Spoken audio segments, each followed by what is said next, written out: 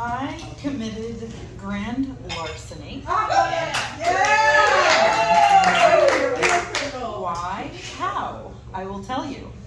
I had a boyfriend who had a dirt bike, and I used to ride on the back of his dirt bike.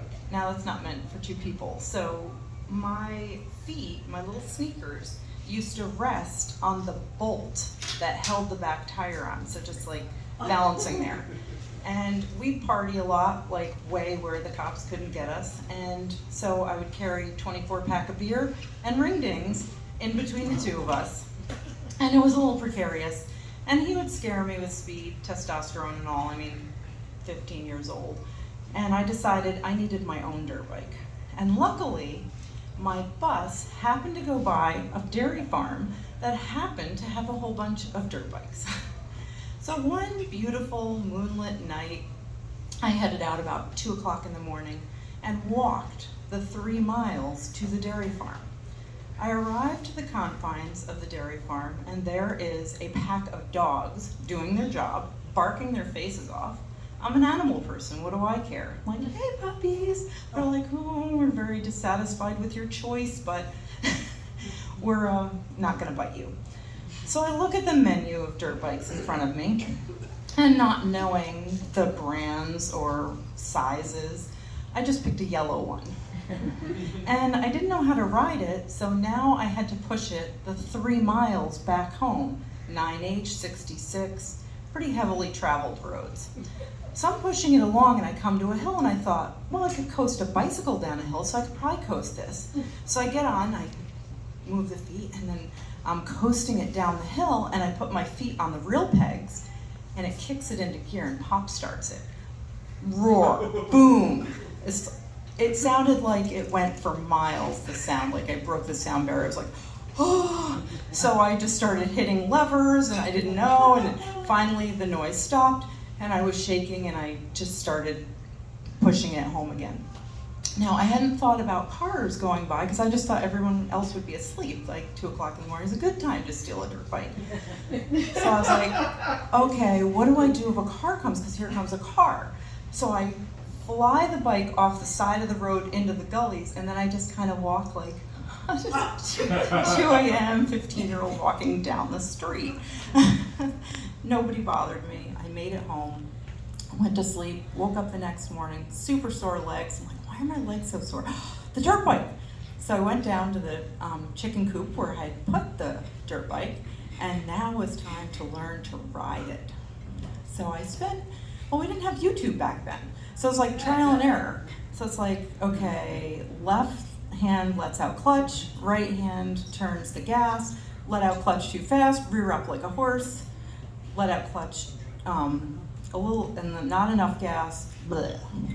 So then I'm like starting to get it going, and it would make me nervous when it got going, and I couldn't figure out why there was 2 brakes. There was this brake, which I labeled quick brake because it sure shoved you forward, and then there was the other brake that I decided was better to use because it was less jerky. Turns out that's the back brake. I did later get my motorcycle license and really get these things down. And of course you're wondering, well, where are your parents? So they said, where did you get this bike from? I said, oh, I borrowed it, which was essentially true. And I had been watching for like stalking the newspaper to see if the police blotter had had me in the police blotter, but they wouldn't know it was me. And then finally it came out, so I cut it out. I was very proud of it, and I put it in my pot leaf wallet. I had this great little memento of my escapades. So I had it for a little while, and I eventually learned to ride it, and I could ride side by side with my boyfriend. And then one day, I'm on the bus, and I'm heading home, and there at my bus stop is my dirt bike sticking out of the back of a state trooper's car. Now, I had tried really hard to disguise that it was a YZ80 and yellow because I had painted it red, white, and blue to turn it into a Honda.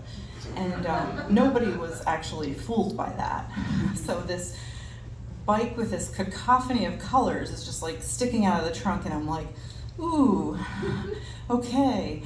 I was really lucky though because I was wearing a baby blue LL Bean sweater with a white turtleneck, and that just screams innocence.